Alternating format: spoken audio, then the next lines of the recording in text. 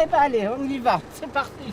Cela n'a l'air de rien, mais à bientôt 78 ans, Daniel, qui réside à l'Épanche-sur-Vologne, a pris la route direction Décimont pour y retrouver Marie-Odile. Cette dernière ne peut plus conduire et dans quelques minutes, elle a un rendez-vous médical à 20 km de là, à Bruyères. C'est Daniel qui va donc l'y conduire, puis la ramener chez elle. Puis là, par exemple, je peux sortir à 17h.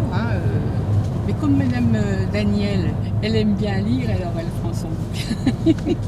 Daniel fait partie de l'association Solidarité Transport qui, depuis sa création en 2018, s'attaque aux problèmes de mobilité en zone rurale.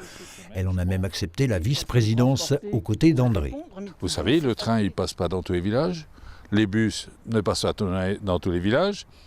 Les rendez-vous médicaux, ça peut être n'importe quand. Ce qui fait que, disons, il faut avoir beaucoup de souplesse en face pour pouvoir proposer des solutions. Solidarité Transport compte actuellement 20 chauffeurs pour près de 170 bénéficiaires répartis sur la communauté de communes Bruyères-Vallon-des-Vosges.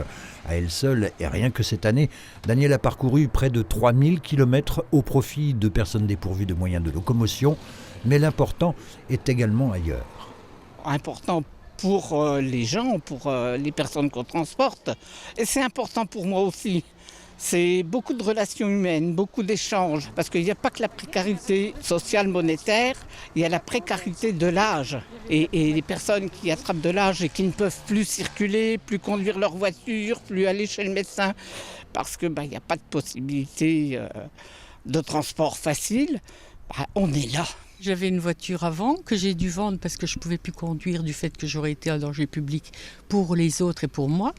Et quand j'ai su cette association, que j'ai connu cette association, tout le monde est satisfait. Puis les chauffeurs, ils ont de la patience parce que des fois, il faut qu'ils attendent longtemps. Vous voyez bien à moi là. L'association, qui n'entend pas se substituer au transport sanitaire classique, est soutenue par la communauté de communes du secteur. Elle perçoit une aide du conseil départemental et pour sa trésorerie peut compter sur une cotisation annuelle de 5 € par membre, qu'ils soient bénéficiaires ou chauffeurs. Ces derniers sont aussi défrayés à raison de 50 centimes d'euros du kilomètre.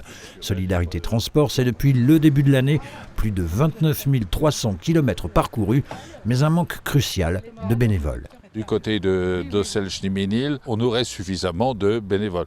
Par contre, du côté de Bruyères, c'est vrai que là, ça manque un peu. Et disons que ça pose quelques problèmes. Un concept qui fait école, une structure identique s'est créée dans le Jura et le Pays basque semble également intéressé.